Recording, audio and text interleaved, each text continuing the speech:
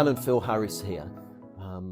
It's the 7th of October, a year since that attack, the single most deadly attack on the Jews since the Holocaust, when Hamas penetrated the border with Gaza and Israel and committed the atrocities at the Nova Music Festival. Went into kibbutzim and killed and murdered and raped and burnt people, killing babies and taking hostages. We have heard the calls, we've seen the videos, we've relived it again. And for those that know me and know my commitment to Israel as a Christian minister, you won't be surprised at the tonation of my voice and how concerned I am and how sorrowful I am today for my Jewish brothers and sisters. I'm also concerned though because my godson Micah, who is with me today and off camera, and I will be chatting with him off camera, and the reason for that will be very clear as we go through the next few moments. And so Micah, just say hi, and then I'll get you to introduce yourself, because I said that you were going back to Israel. That's correct, you're going back to Israel tomorrow. Just unpack what that looks like. Yes. So to go back to Israel means I had to have come from there initially. Yep. So I was born in Israel and raised in Israel. I lived most of my life in Jerusalem with my parents and two younger sisters. And so, yeah, Israel is definitely home. And you were born in Bethlehem. Correct. I was born in Bethlehem during the Second Intifada. There was a 3-day ceasefire. My mum and dad went in, and then my mum and dad and myself came out. There we go. So born in Bethlehem, and then lived in Jerusalem. Yes. Now, you're going back for what reason? I'm going back because I've been called to serve in reserves, or in Hebrew called miluim. So let me to pause. serve in the war. So let me pause you there. Miluim is the reserves of the Israeli army. So that means for you to be a reserve soldier, you must have served in Correct. the IDF. So a year ago, Ruth and myself were with you and the family in Jerusalem just ahead of October the 7th, and we had a great time. And we were there for 2 weekends, and the second weekend you came home. You were on leave. Yes. Yeah, so as is typical in the IDF, Israeli soldiers get to go home every 2 to 3 weeks, depending on their job requirements, in rotation. And so it was my squad's turn to go home, and so we got to spend the weekend together, which was fun. Yeah, great. And so at that point, there was no indication of what would happen a few days later. Absolutely not.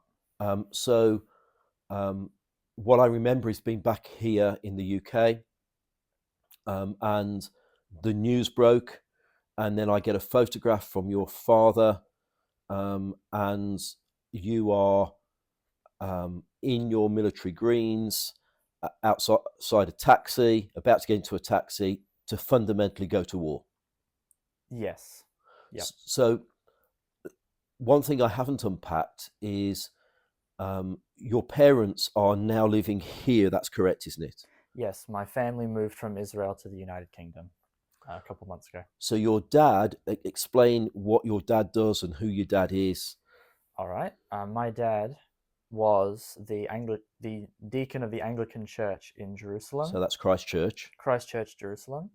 And since coming to the United Kingdom, my dad has taken up the position as General Director of CMJ UK. So CMJ stands for, go for it. No, you go. Churches Ministry among Jewish people. Thank you. And so that's his job now. So your parents lived for 26 years in in Jerusalem or in Israel, originally hailing from Australia. okay, and How'd you guess? because you carry some of that accent, Fair enough. bizarrely. So everything changed on October the 7th. Your parents moved over here with your sisters, but you were back in Israel. That's correct, isn't it? Yes. And the reason for you being in Israel was I was serving in the IDF. okay. So, as an IDF soldier, October the 7th, you're outside of the house, and your house, you came out the front doors and you had to go up a series of steps to the street. And there's that picture taken of you going off to war. And so, what did that look like for you? So, one of the question I guess to throw in there, the surprise.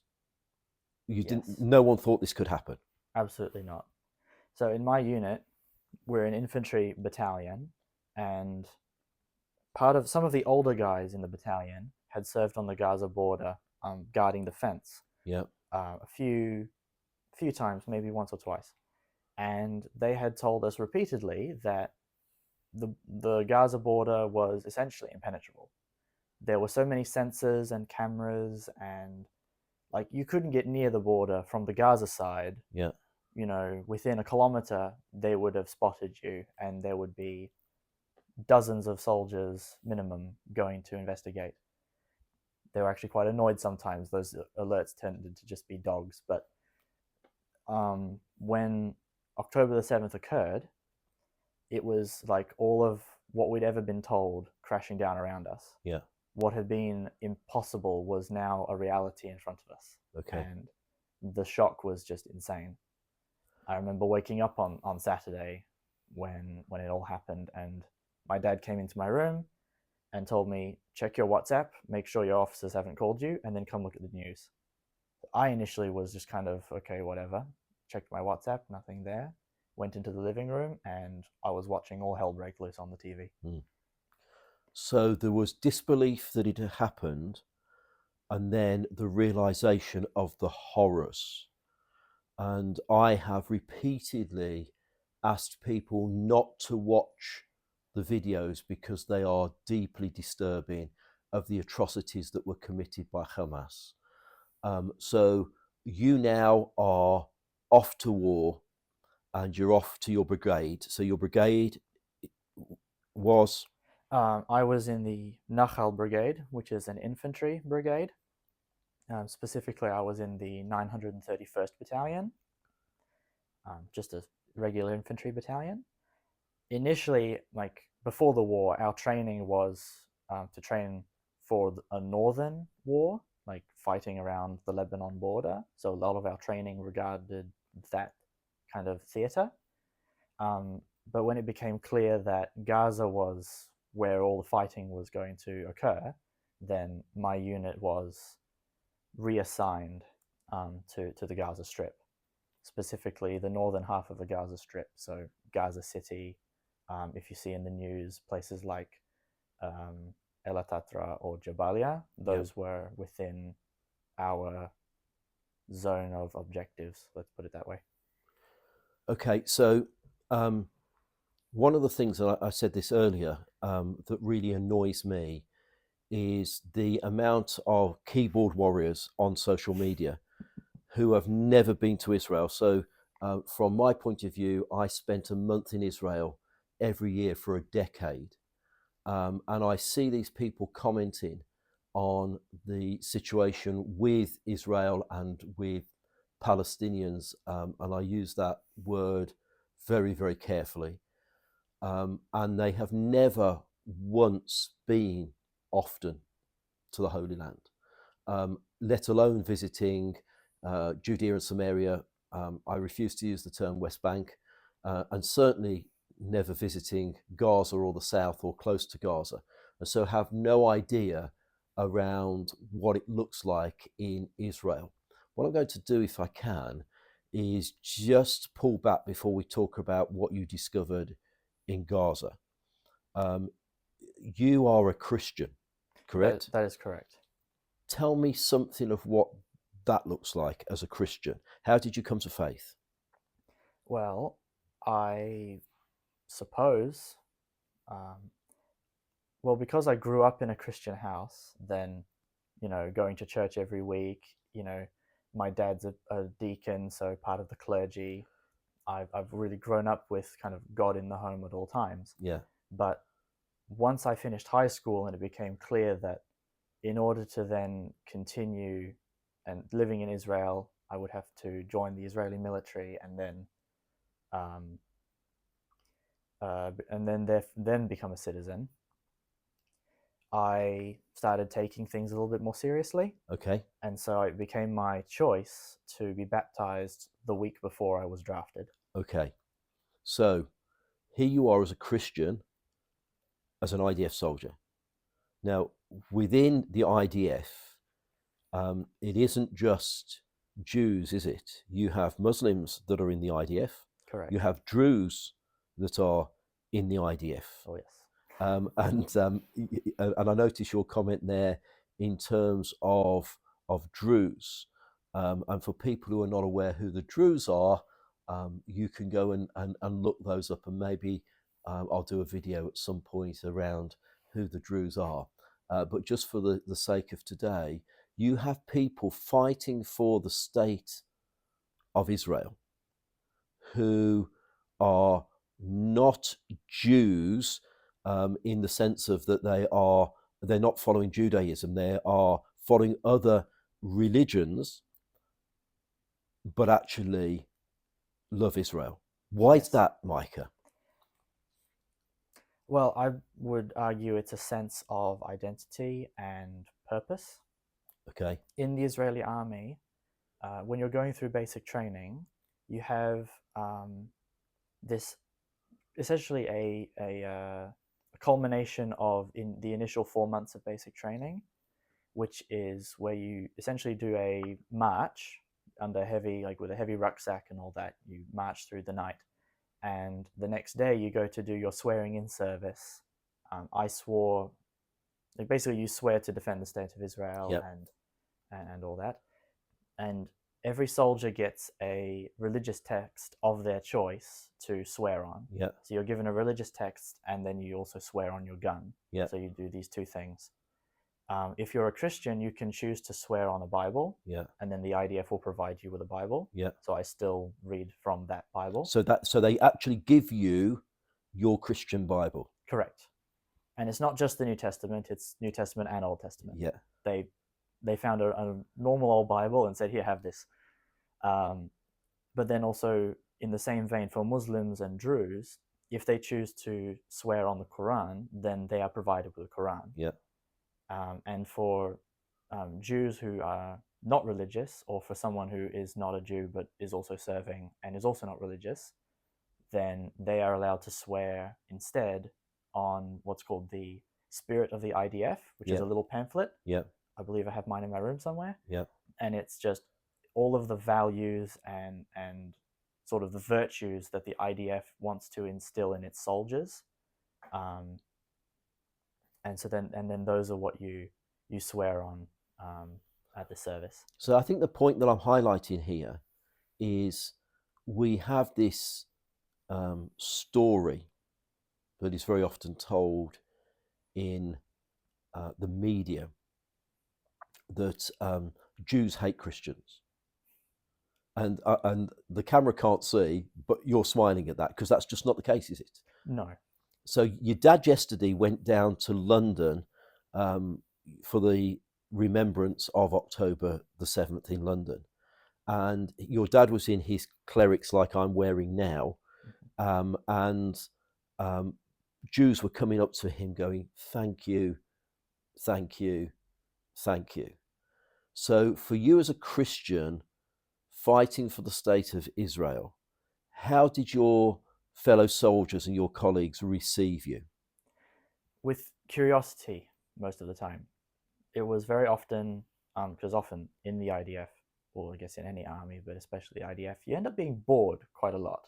When you're not guarding or patrolling, then you just sit around and talk to your mates. There you go, Australian. And often, because I don't look terribly Israeli, I I don't look like a local. So they come up to you and they ask, so who are you? Yeah. And why are you here? Yeah. Why do you care? And then that it's a lot of questions. Yeah. They want to know. Yeah. So it gives a lot of opportunities for interesting conversation. So I would say, if anyone ever came up to me and asked, like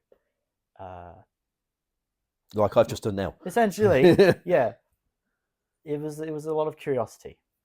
And how was it received when you went, I'm a Christian and Jesus was a Jew, or Jesus is a Jew? Some of them knew that. Yeah. And some of them were like, oh, didn't know that. Why?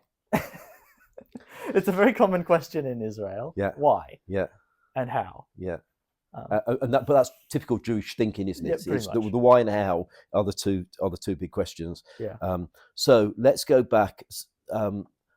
Hopefully, kind of, we've debunked this bit of it's only Jews that fight in the IDF, and that Jews don't like Christians and Christians don't like Jews.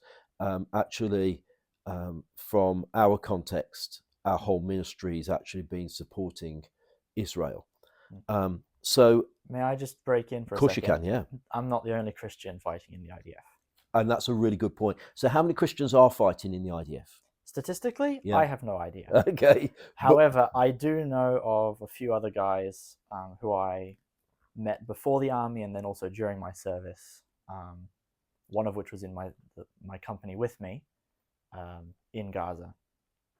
So there are quite a few Christian IDF soldiers in combat positions and in non-combat positions. Okay. Sorry to break in. No. But it's just really helpful to the listeners to actually understand that. So I just want to kind of, you deployed into northern Gaza initially. Correct.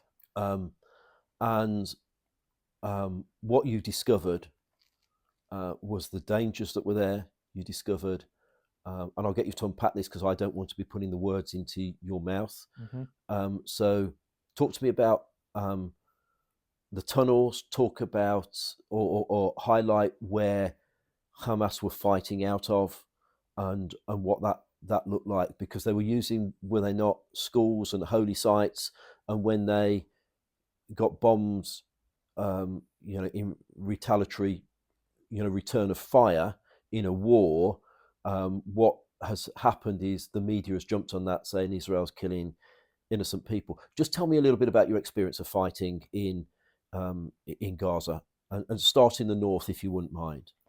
Well, that is the only place I did end up fighting. I was part of the initial ground invasion in November of 2023. Yep. Very, very early November, into Gaza City. So initially, I would have to say that if you were to say that Gaza is two cities, one built on top of the other, yep, you would be pretty much correct. The amount of tunnels we found and the amount of tunnels that are still being found a year on, yep, is absolutely insane. It's ridiculous to think about. You mentioned 2 layers, but am I right in saying that you obviously have what you see above ground, but then you don't just have a layer behind ground, which is below ground, which are the tunnels, but you've got layers and layers and layers of tunnels? Yes, some of them do go pretty deep. I remember we had this one guy from a combat engineering unit. He put a drone down a tunnel. Yeah. And it ended up being something like 30, 40 meters. Wow. Something ridiculous like that. Yeah. So you've got all of these tunnels, and these tunnels are running under such things like hospitals. Is that correct? Yep. And religious sites, mosques, schools, etc. So organically, what they are doing, what Hamas was doing, and it still is doing to an extent, is actually fighting from under and amidst their fellow Gazans. Yes. So, and I'm not kind of exaggerating that. That's actually, you saw that happening. Yes. To put it in perspective, when we were in I believe it was Jabalia, we found a mosque at the corner of a street, and we went in. There was nobody there. We broke down the doors, walked in, cleared it out, and as we were going room When by you say room, cleared it out, what did you mean by clear it out? I mean, to use military terms, when you find a house, Yeah. you immediately assume that the house is full of bad guys, Yes. and so you need to do what's called clearing, Yeah. which is where you go room by room and check in person that every single corner of that building is safe. And doesn't have any hostiles in it. Has absolutely no hostiles, no civilians, Yeah. nothing that could potentially harm friendly forces, that sort of thing. Yeah. Nothing suspicious. Okay. So as we were going room by room, clearing this building, we got to one of the back rooms of this mosque and found a wall that was not supposed to be there. Okay. So it looked new. So am I going to guess that you're going to remove this wall and find something behind it? Am I going to guess that? If you were going to say sledgehammers, then yes. Okay. A few sledgehammers later, we knocked down this relatively new wall, and we discovered the entrance to a tunnel in this mosque. That was when our battalion commander came in and immediately called combat engineering to bring in explosives. Yeah. The rule was, if you find any building, regardless of what kind of building it is, with terrorist infrastructure, like a tunnel entrance or a tunnel exit, Yeah. one and the same thing sometimes, or ammunition, guns, uniforms, propaganda. Sometimes we would find, manuals on how to shoot a tank with an RPG. Right. I kid you not, we found like hundreds of these pamphlets. Wow. If you find anything like that, you immediately either burn the building Yeah. or blow it up, Yeah. depending on the size. So that was what we did to this mosque. So people will go, hang on, that's a holy site, you can't do that.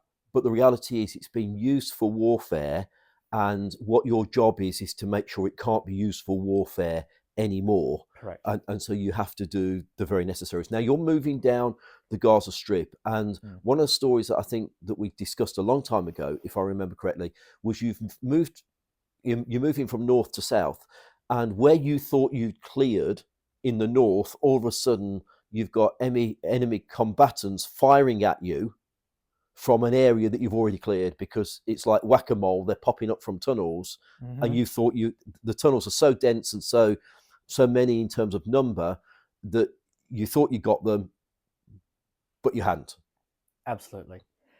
So once again, in Jabalia, which actually, if you look at the news now, the IDF has gone back into Jabalia. Yeah. So on this topic, it's very pertinent. We would go through the same area of the city multiple times over the course of a few weeks, because every single time we went through, we found more rocket launch sites, more tunnel entrances, more weapons caches. And sometimes those weapons caches, for example, were shown to us by Gazans. Okay. There is one example that I particularly enjoy, where we found an old man in a house. He couldn't leave. He was essentially just in his house. We walked into the house expecting to find bad guys, but no, we didn't find any. We found him. And he said immediately, he started speaking to us in Arabic. Yeah. None of us speak Arabic. Yeah. But one of the officers did. We brought him in. He talked to the guy, and the guy said, hey, there's a Hamas weapons cache around the corner. I'll show you. We were immediately suspicious. Thought, okay, maybe it's a trick. It's a trap. Maybe it's a trap. Yeah. So, under guard, obviously, you go around the corner, and there it was. So every single time we went through this particular neighborhood of Gaza City, we found all sorts of stuff every single time new. So yeah, it genuinely became frustrating, because it was like, we've been here already, and they're just hiding underneath the ground. They're waiting for us to leave. So, and putting ordinary citizens in danger. That I take it that man was incredibly brave doing what he was doing, in terms of tipping off, because that's not seen very kindly, is it? No. To go against Hamas like that in Gaza is probably a death sentence. So, without being too, you mentioned a death sentence. In terms of active combat, and I'll be sensitive how I go here. Your brigade came under attack, and a number of your company were either injured or killed. Are you able to talk a little bit about that without going, because I know it's painful? Yeah, I can say a few things. So initially on October the 7th, my brigade commander, or I suppose in English we might say brigadier general, the guy in charge of the brigade, was one of the first to arrive on the Gaza border and engage with terrorists. He was killed in action, and a couple of my friends who were in the reconnaissance battalion for the Nachal Brigade were also on the border, and some of them were engaged in combat as well. Inside the Gaza Strip, we did not have very much face-to-face activity with terrorists until probably, oh yeah, now I remember, it was the 26th of December. I remember that because I was frustrated that I had to spend Christmas in Gaza. Right. And we turned a corner in an alleyway and the whole building next to us blew up. Wow. And it was set off by, we found out afterwards, it was set off by there were explosives in the building that destroyed the first floor, set off manually by terrorists at the other side of the alleyway. Right. My company commander, Shai Shamriz, was killed, and Shauli Grenglik, his battle buddy, essentially, was also killed in the explosion.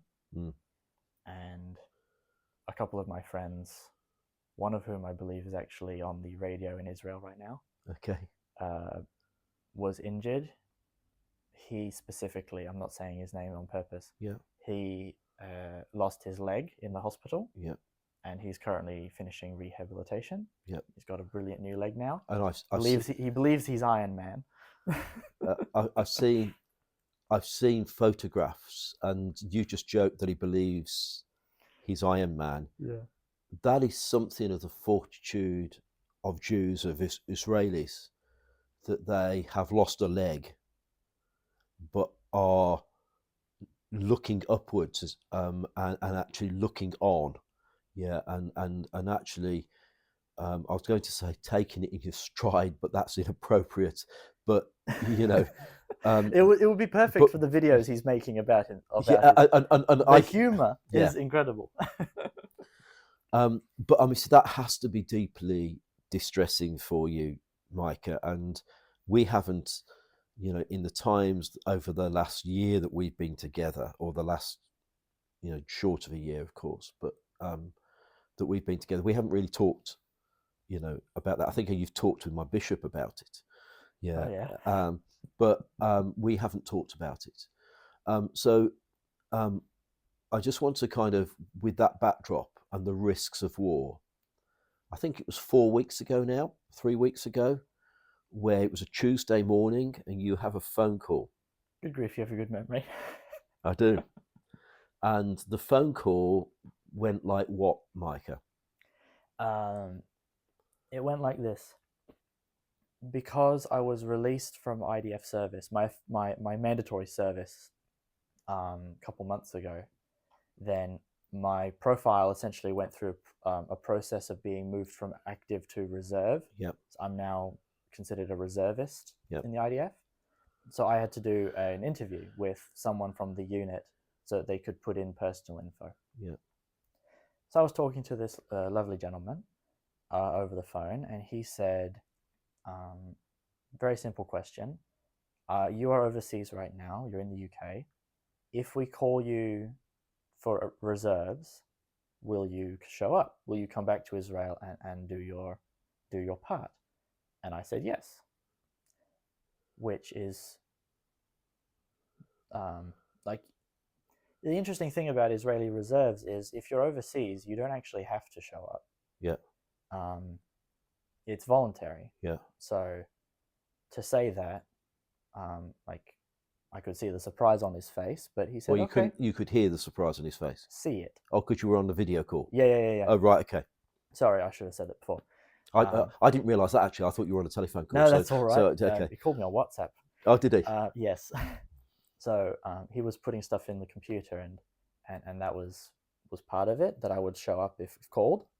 And about a week and a half now, Am I right in that conversation that he asked you 3 times? twice for sure. Yeah. Okay. Don't know about the third time. So he asked you. He was surprised that you said yes, Yes, and then he asked you again just to be certain. correct. So what I'm hearing, Micah, is that you're overseas. You're here. You don't have to go back to Israel, Mm-hmm. but you're choosing to go back, Yes. knowing that you were trained for the north and for Lebanon. That was what your original brigade was trained for. Correct. And so you've made a choice to go back and fight for Israel, knowing that you're going to be in the north. That's where you'll be going back to, one would have thought. Is that correct? You would be correct going through that line of thinking. My reserve battalion is currently stationed on the Lebanese border with Okay. Israel. Not exactly on the border, a bit drawn back, but they're in reserve. Should further infantry boots on the ground be required? Okay. So you don't have to go back, Mm-hmm. but you're going back. Why? Because it's important to me. Okay. It's meaningful. So I'm just going to pause there. We haven't rehearsed this. This is just me. Yeah. So let me say that again. Why? You've just said because it's important to you and it's meaningful. Could you unpack that a little bit?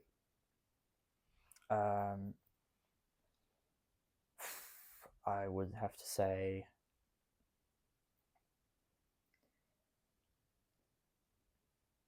it's important to me because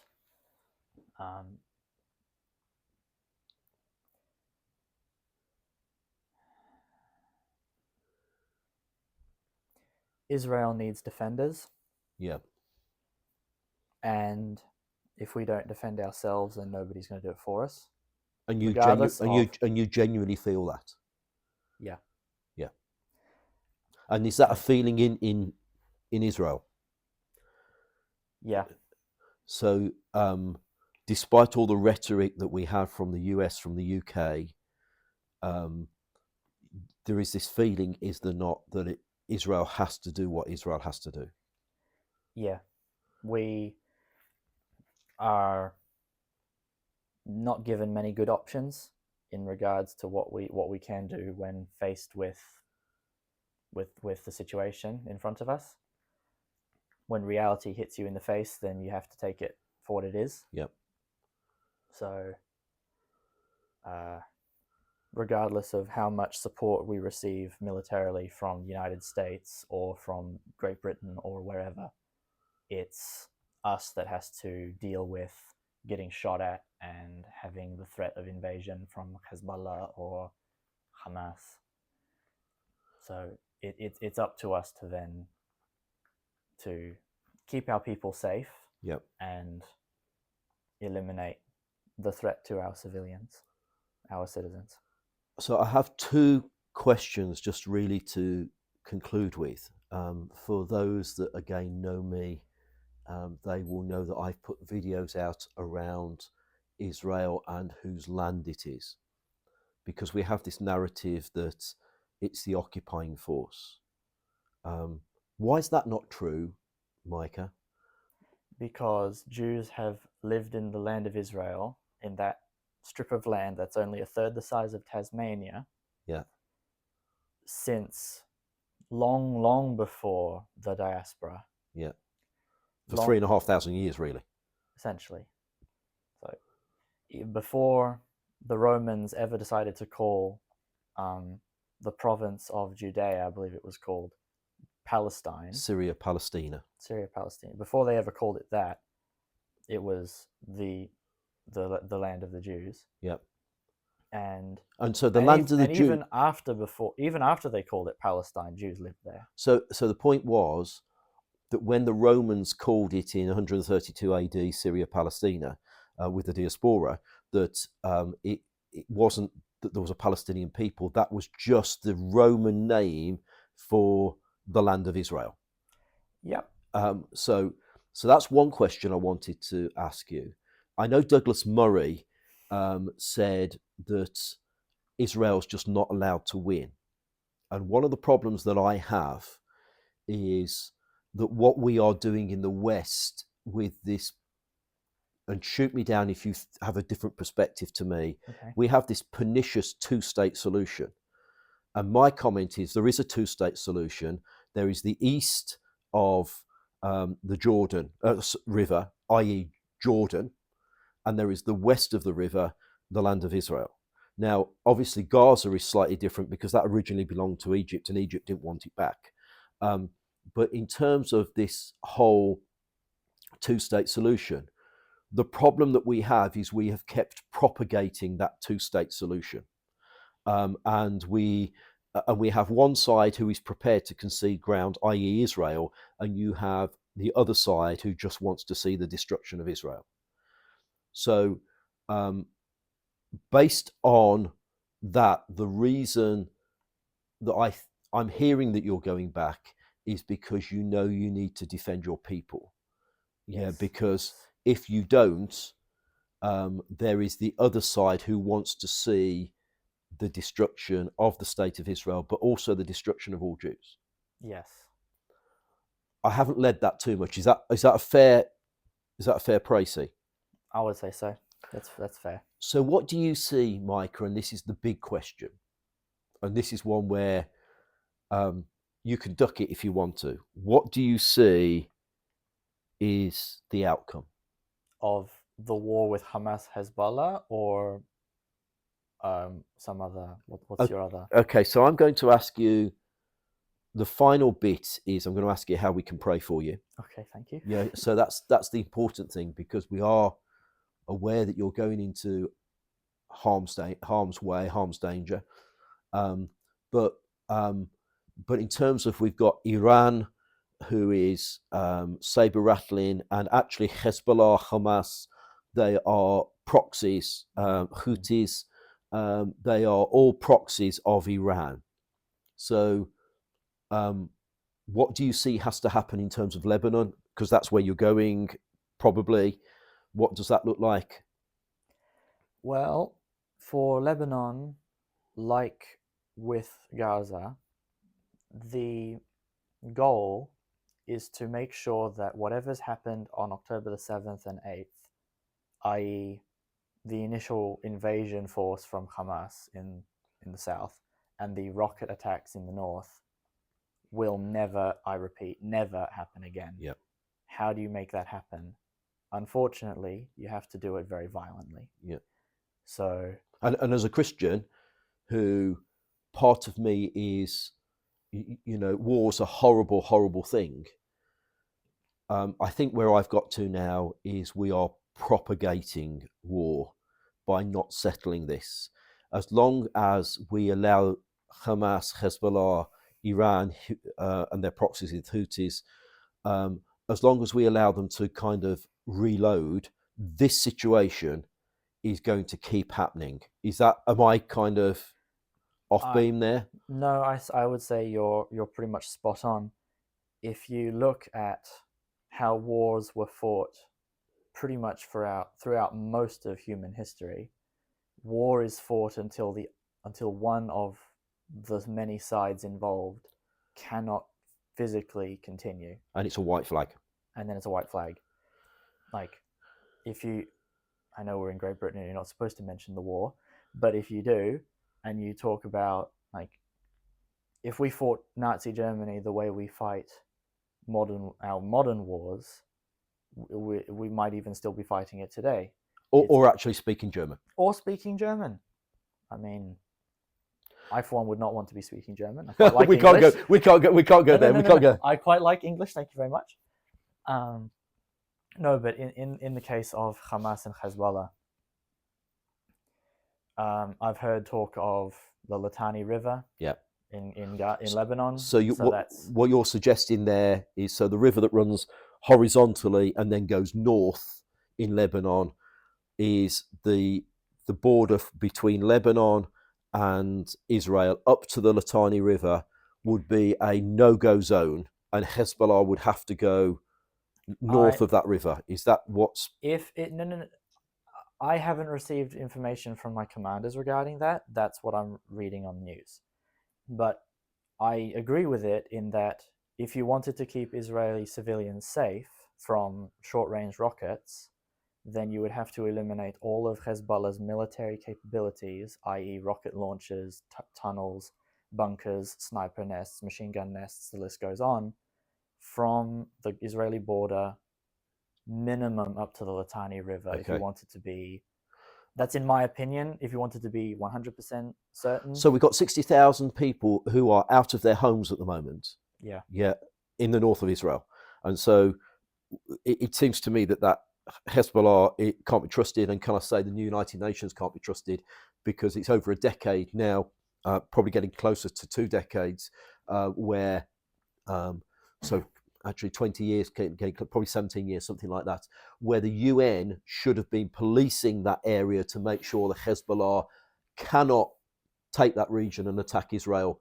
And Israel removed herself from that area on the undertaking that the UN would police it and that Lebanon would police it, and that did not happen.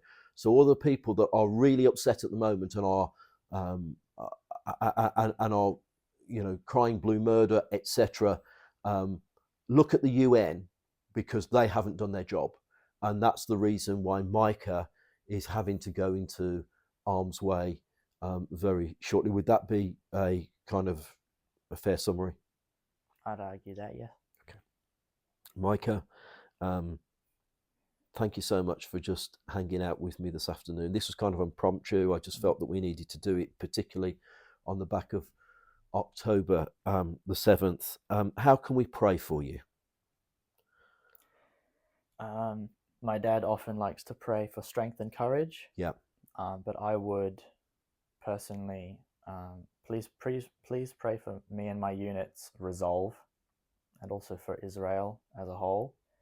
We are 1 year into a very taxing war, and not only is Israel sick and tired of it, but like the world is crying out for it to stop. Yes. And we see that we can't let it stop yet. We need to end the killing, but the ending the killing isn't a ceasefire, because that will just repropagate the killing again. We need a permanent resolve. It delays the inevitable. Yeah. And if you have the opportunity to nip it in the bud and stop it now, then in another 20 years, this is not going to happen again. Yeah. So I would pray for resolve. So, Micah, thank you for spending time with me. I'm sure people understand why Micah hasn't been on camera.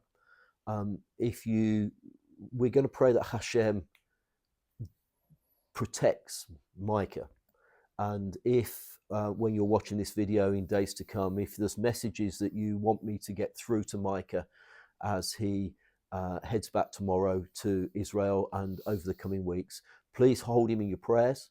And if you get those messages through to me on Twitter or on YouTube, or that lots of people have ways of getting hold of me, I will ensure that they are passed through to Micah. And so, Am Yisrael Chai, long live Israel.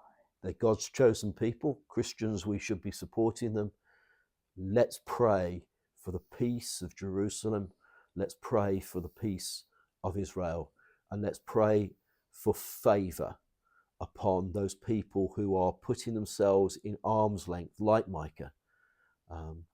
And thank you for being with us this afternoon. And Mike, would you just like to say goodbye, or is there anything you would like to leave with us? Strength and courage, friends. Strength and courage. Thank you, my friend. Thank you very much. Bless you. Bless you. I'll see you all very soon. Thanks for watching. Bye for now.